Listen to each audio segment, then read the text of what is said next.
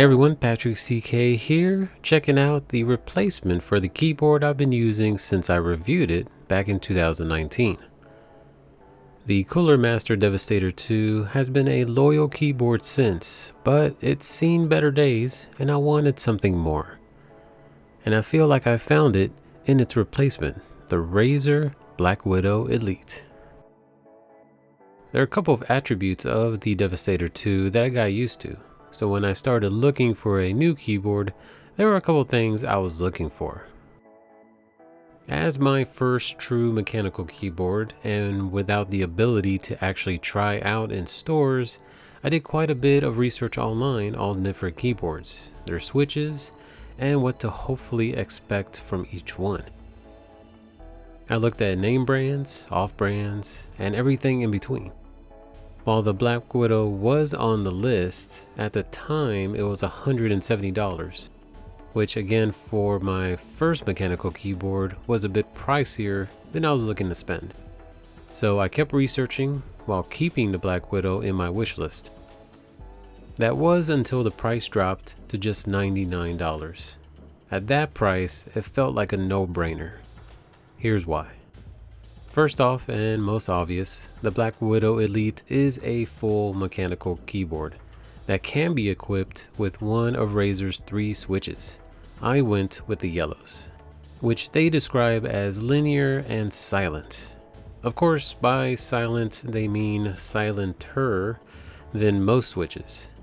To be honest, if you type slowly and gently enough, it can be completely silent.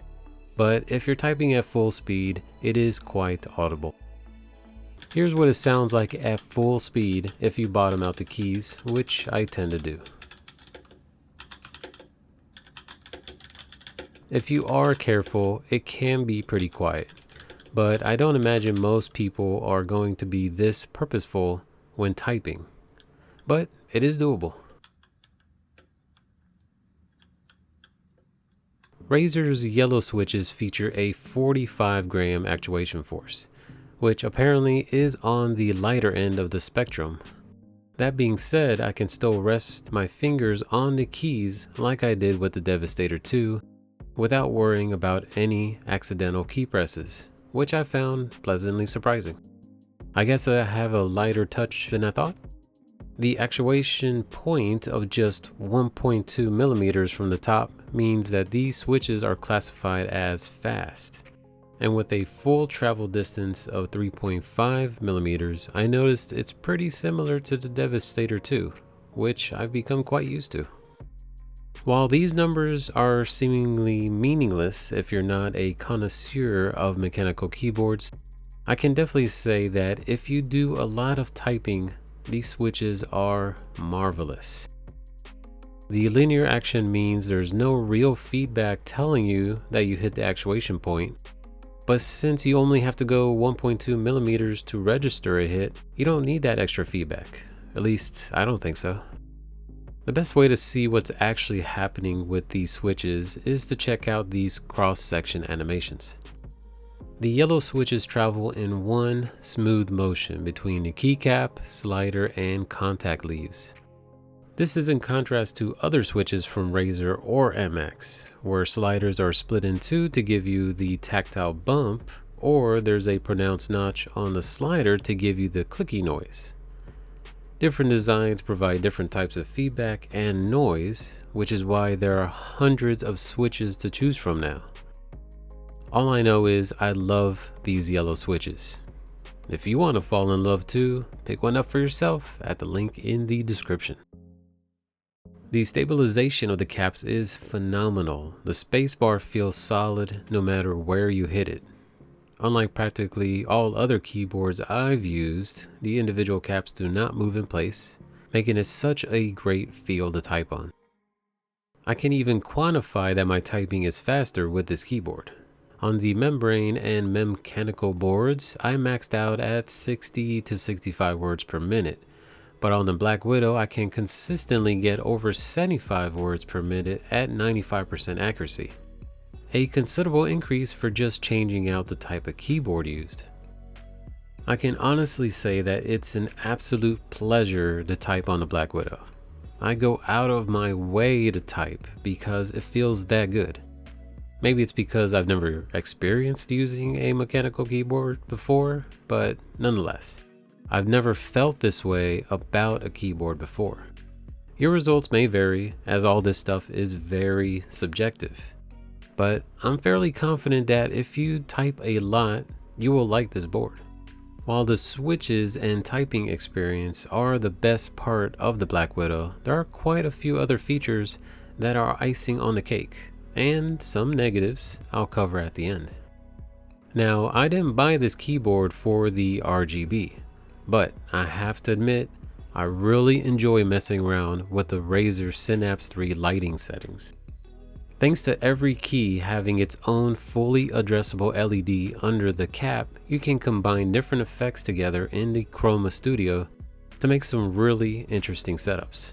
Like this one I created, where there's a base wave of different hues of blue, then on top a reactive effect where when each key is pressed it changes color, while at the same time creating a small ripple from the pressed key. So it looks like you're tapping into a surface of a slow moving stream. The combination of effects is infinite. Unfortunately at home this is rather wasted since my keyboard rolls underneath my desk. But at work, where it's on top of my desk, it's a beautiful thing. And yes, I absolutely bought a second one. If you want to try out the custom lighting I set up, you can download the Chroma effects file from my site at the link in the description.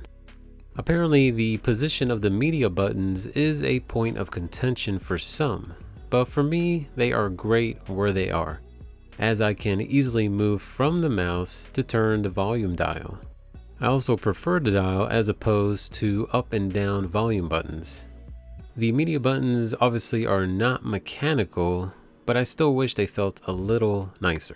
They are oddly hard to press and feel a little mushy compared to the rest of the keyboard. But I only ever use the volume dial anyway, so it doesn't impact me.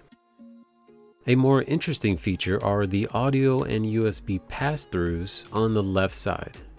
Because of these two pass-throughs, the braided cable for the keyboard is thick, since it's actually enclosing 3 separate cables that split up near the end to plug into their respective ports. They are both really convenient if you have a reason to use them. At home, I have my multi-card reader plugged in, and at work, I use the audio pass-through for my headphones. The audio pass-through is super convenient, and while it works, I did have to finagle the connector to get both channels to work at 100%. For my Sennheiser CX100s, it looks like the connector is only partially inserted, but this is where I have to leave it for the headphones to work properly. It's not a big deal since they stay plugged in all the time, but if I had to constantly plug and unplug headphones, this would get annoying fast. I think it has to do with the fact that this port supports output and input. The Black Widow comes with a wrist rest that attaches magnetically to the front edge of the board. If you don't have a wrist rest at all, this is a great option. Firm but supportive. I personally don't use it because I have a more robust wrist rest for both the keyboard and the mouse. Quick side note, I also swapped out the mouse that came with the Devastator 2 combo for a Logitech G502. Infinite scroll for the win. Removing the keycaps doesn't require any tools. They slip right off and go back on just as smoothly. And you can see where the LEDs are positioned. Very cool. It's not strictly unique to this keyboard, but unlike membrane keyboards, where there's a whole open compartment below the keys where all manner of disgusting stuff can gather, on the Black Widow the switches are level with the deck, making it easy to clean and stops foreign matter from gathering underneath the keys. On the bottom there are channels where you can route cables multiple ways, and a set of pop-down feet with 2 heights to choose from. Lastly, the Black Widow is a hefty boy, coming in at 3.7 pounds or 1.7 kilos. That's mostly thanks to the mechanical setup, but also its aluminum chassis. Lastly, it comes with a 2-year warranty.